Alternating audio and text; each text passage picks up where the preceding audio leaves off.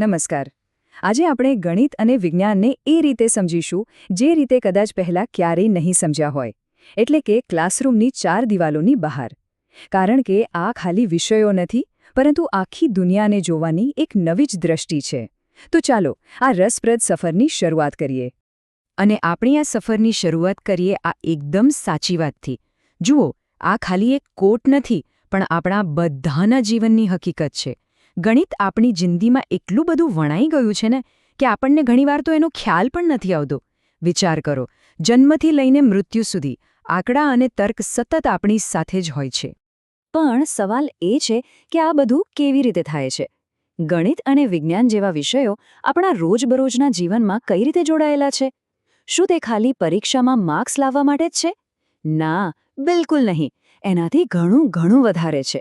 તો ચાલો આ સવાલનો જવાબ શોધવાનો પ્રયત્ન કરીએ. તો સૌથી પહેલા વાત કરીએ ગણિતની. હા, એ જ વિષય જેનું નામ સાંભળીને ઘણા લોકોને સ્કૂલના દિવસો યાદ આવી જાય છે અને કદાચ થોડો ડર પણ લાગે. પણ હકીકત એ છે કે ગણિત ભલે આપણને દેખાય નહીં, પણ એ આપણા જીવનનો એક એવો સાથી છે જે સતત આપણી સાથે રહે છે. ખાલી એકવાર વિચારી તો જુઓ, સવારે ઉઠીને શાકભાજીની ખરીદી કરો કે પછી ઓનલાઈન શોપિંગ, ગણિત ત્યાં છે. બેંકમાં પૈસા જમા કરાવો કે ઉપાડો, ગણિત ત્યાં પણ છે. અરે, આજે મોબાઈલ ફોન આપણે વાપરીએ છીએ, એના એલ્ગોરિધમથી લઈને સોશિયલ મીડિયા પર શું જોવું એ નક્કી કરવા સુધી બધે જ ગણિતનો ખેલ છે. રસોડામાં રસોઈ બનાવતી વખતે માપ લેવાથી માંડીને કમ્પ્યુટરના કોડિંગ સુધી લિસ્ટ બહુ લાંબુ છે. સાચું કહું તો ગણિત બધે જ છે. તો આ બધા ઉદાહરણો પછી એ સવાલ થાય કે આખરે ગણિત છે શું? એકદમ સરળ શબ્દોમાં કહીએ તો એ તર્ક અને માપનું વિજ્ઞાન છે.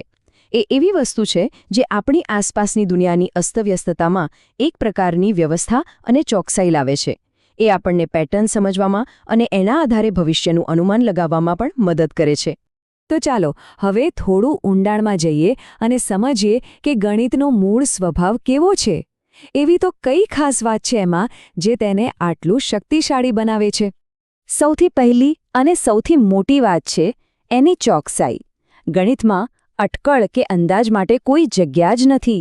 જવાબ કાં તો સાચો હોય અથવા ખોટો, વચ્ચેનું કંઈ નહીં. અને એની આ જ ખૂબી, આ જ ચોકસાઈ એને વિજ્ઞાન અને એન્જિનિયરિંગ જેવા ક્ષેત્રો માટે એકદમ અનિવાર્ય બનાવી દે છે. એટલું જ નહીં, તે આપણને પણ સ્પષ્ટ રીતે વિચારતા શીખવે છે. ગણિતની બીજી એક મજેદાર વાત છે એ છે એની સાંકેતિક ભાષા. તમે જોયું જ હશે, પ્લસ, માઇનસ, બરાબરના ચિહ્નો. આ બધું શું છે? આ એક પ્રકારની શોર્ટહેન્ડ ભાષા જેવું છે, જે મોટા અને જટિલ વિચારોને નાના અને સરળ સંકેતોમાં બતાવી દે છે.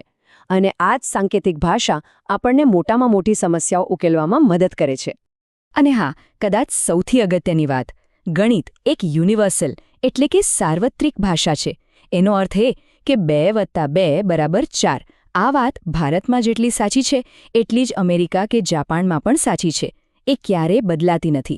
અને આ જ ગુણ દુનિયાભરના વૈજ્ઞાનિકોને ભાષા કે દેશના ભેદભાવ વગર એકસાથે કામ કરવાની તક આપે છે. તો ગણિતની વાત તો થઈ. હવે વારો છે વિજ્ઞાનનો. ઘણા લોકો માને છે કે વિજ્ઞાન એટલે ખાલી પુસ્તકોમાં લખેલી હકીકતોનો ભંડાર. પણ ના, વિજ્ઞાન એનાથી ઘણું વધારે છે. એ તો દુનિયાને જોવાની, એને સમજવાની એક આખી રીત છે, એક પદ્ધતિ છે. તો સવાલ એ થાય કે જો ગણિતે તર્કના સાધનો પૂરા પાડે છે, તો પછી વિજ્ઞાનનું કામ શું છે? જુઓ, જો ગણિત એક ભાષા છે, તો વિજ્ઞાન એ ભાષાનો ઉપયોગ કરીને બ્રહ્માંડના રહસ્યોને ઉકેલવાની પ્રક્રિયા છે. સાદા શબ્દોમાં વિજ્ઞાન એટલે સત્યની શોધ. પણ આ કોઈ આંધળી શોધ નથી. આ પુરાવા આધારિત જ્ઞાન મેળવવાની એક આખી પદ્ધતિ છે. એ આપણને શીખવે છે કે સવાલ પૂછો, ધ્યાનથી અવલોકન કરો અને પછી કોઈ તારણ પર આવો. અને સૌથી મહત્વની વાત, વિજ્ઞાન ક્યારેય અટકતું નથી. એ સતત વિકસતું રહે છે. નવી શોધો સાથે જૂની માન્યતાઓને પડકારતું રહે છે. અત્યાર સુધી આપણે ગણિત અને વિજ્ઞાનને અલગ અલગ સમજવાનો પ્રયત્ન કર્યો. પણ એમની અસલી તાકાત તો ત્યારે દેખાય છે જ્યારે એ બંને સાથે મળીને કામ કરે છે.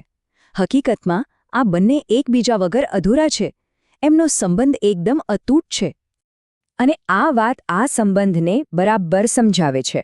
ગણિત એ પાયો છે અને વિજ્ઞાન એ પાયા પર બનેલી એક વિશાળ ઇમારત છે, તમે વિચાર કરો, વિજ્ઞાનના ગમે તેટલા મોટા નિયમો હોય કે સિદ્ધાંતો, એને સમજાવવા માટે, એને વ્યક્ત કરવા માટે અંતે તો ગણિતની ભાષાનો જ સહારો લેવો પડે છે. અને આ વાત અહીં સ્પષ્ટપણે જોઈ શકાય છે. પછી ભલે તે ફિઝિક્સ હોય, કેમિસ્ટ્રી હોય, બાયોલોજી હોય કે પછી એસ્ટ્રોનોમી હોય, દરેક વૈજ્ઞાનિક ક્ષેત્રમાં સિદ્ધાંતોને સમજવા અને લાગુ કરવા માટે ગણિત અનિવાર્ય છે.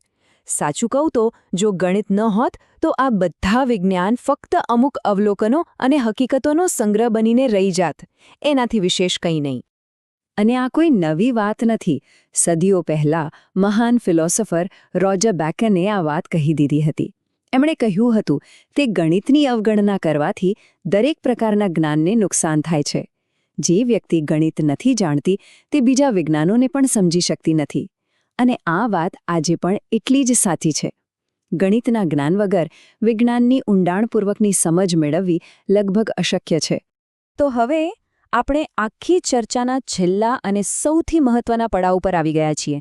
ચાલો હવે એ સમજીએ કે આ બધી વાતો આપણા સમાજ અને આપણા અંગત જીવન માટે આટલી બધી મહત્વની કેમ છે.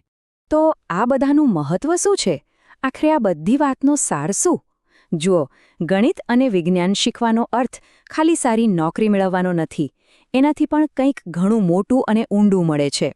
આ વિષયો આપણા વિચારોને, આપણા વ્યક્તિત્વને અને આખરે આપણા આખા સમાજને ઘડવાનું કામ કરે છે. કેવી રીતે? તો વિજ્ઞાન આપણને કોઈપણ વાતને આંખ બંધ કરીને માની લેવાને બદલે પુરાવા માંગતા શીખવે છે. તે આપણને વિવેચનાત્મક રીતે વિચારતા એટલે કે ક્રિટિકલ થિંકિંગ કરતા શીખવે છે.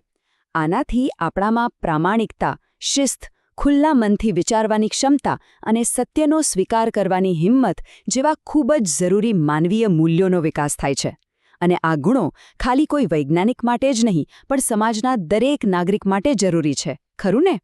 મતલબ કે આ વિષયોનું શિક્ષણ આપણને ખાલી ટેકનિકલ નોલેજ નથી આપતું, પણ એનાથી પણ આગળ વધીને આપણને વધુ સારા, તર્કબદ્ધ અને જવાબદાર નાગરિક બનાવે છે.